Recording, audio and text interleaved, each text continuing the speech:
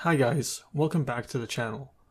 In my earlier years, I was an avid reader and always wanted to write a novel. Being the sci-fi obsessed person I am, I tried and failed multiple times to write stories involving time travel, spaceships, alien worlds, and much more. One of the stories I wanted to write though was a hard science fiction novel about a man who would revolutionize the space industry by being the first to build a rotating spaceship. A wealthy genius who would convince politicians and businessmen to come together to solve the complex problems required to construct habitable spaceships, the type capable of interstellar travel. The person would both be business savvy and highly intelligent. Eventually, though, I gave up on the story because the notion of such a person seemed too far-fetched, especially after I did all the research into the problems that character would need to solve. The regulatory barriers, the logistical hurdles, the financial requirements, all seemed like an insurmountable ordeal for any single person to overcome. And to be honest with you guys, I still feel this way. But Elon Musk continues to make me reconsider my analysis with every coming year. SpaceX, Tesla, and now Neuralink are all companies that are redefining a lot of what we thought was possible. For today's video though, I wanted to talk about just one of those companies, Neuralink. I think unless we have some sort of brain-machine interface that can solve brain ailments of all kinds, whether it's an accident or congenital or any kind of brain-related disorder, or a spinal disorder, if you know somebody who's broken their neck or broken their spine, we can solve that with a chip. And this is something that I think most people don't quite understand yet. Neuralink is a company attempting to build a viable BCI, or brain-computer interface. The idea behind it is, we have a lot of high-end digital computing technology. We also have a lot of serious incurable ailments that humans can suffer from. What if we could find a way to allow some of that computing power to function on the human body and solve some of these problems? Now, this proposition has been asked before. Implants have been designed before to allow blind people to see and paralyzed people to move with some level of success. The difference this time is Elon Musk's Neuralink is trying to do it in a more economically viable fashion. And just a little side note before I go any further, if you like this video and this type of content, please like and subscribe as it really does help the channel out. Thanks, and I'll continue on with the next part. Neuralink was started in 2017 by Elon Musk and a group of investors. It had a funding of $158 million, of which $100 million was directly from Musk himself. Musk truly believes in this company and is willing to risk a substantial amount of his wealth in it. The philosophy behind this company is to build the brain implant initially as a cure for serious brain problems and disabilities. Once it achieves success in curing these ailments, that same technology can then be used to build an everyday brain implant that healthy adults can use to enhance their brain function. The philosophy makes sense. The people who are the early test subjects are more readily willing to take risks, thus this gives a pathway for long-term studies on the effect of the implants. This in turn allows for the development of a safe device that healthy people can readily use in the future.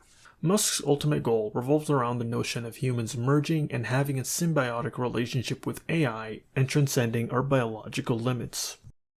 Neuralink hired 90 staff members at its start and attempted to attract some of the brightest minds in the industry. The company itself had a very fluid structure that allowed for change as needed whenever a talented person came on board. This has a lot of upsides, but can also come with some drawbacks. Many workers started to leave Neuralink in 2020 after they felt the results and progress coming were too slow.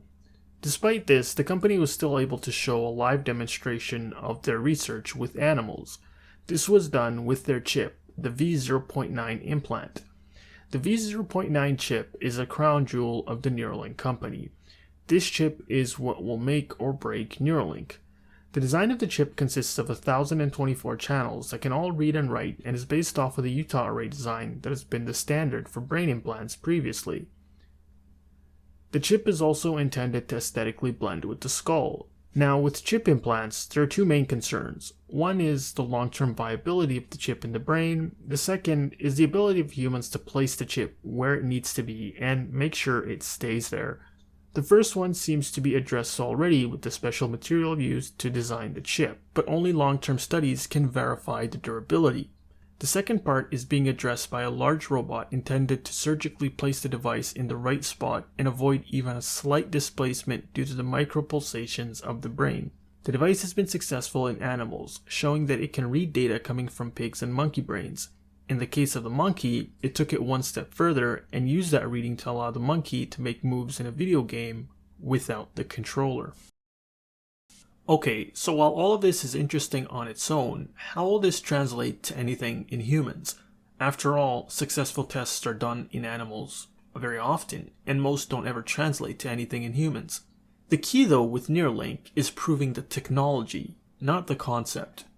What do I mean by that? Well, on a conceptual level, what Elon Musk is doing has already worked before. Patients like Ian Burkhart and Jens Newman have already shown that the chip concept works on the brain, albeit on a limited basis in those circumstances. What Neuralink is trying to prove on the other hand though, is that an advanced form of the technology is viable. It's the equivalent of leaping from DOS computers to Windows, or from 2D games to 3D ones. The concept is already there, it's just the expanded functionality that needs to be shown. So, what do I think of all of this? The foundation for the Neuralink chip seems to be very solid. Elon Musk has seemed to cover the fundamentals of the technology pretty well. I think the key is to just stay on course and not get obsessed with the AI futuristic potential. Musk is a very ambitious guy, and one of the downsides of that is he sets lofty goals too quickly. His obsession with merging AI with this chip is an example of that. I think it's fine in general, but given the pace of how things move in the biotech industry, he is bound for disappointment if the ultimate goal is AI merging with humans in the foreseeable future. However, the chip is already a game changer without AI, and the possibilities with it are endless. Right now, there isn't much more to say about Neuralink until we start seeing the first set of human trials, which will be on paralyzed individuals. Hopefully that will start moving the chains, both for the sake of these people and to make sure trials in other areas start going as well. Once again, keep in mind, what Musk is doing has already been proven to work. Musk is just trying to take it to another level with a more sophisticated setup. So, what do you guys think? And if you like this video, please share, like, and subscribe, as it really does help the channel. Thanks.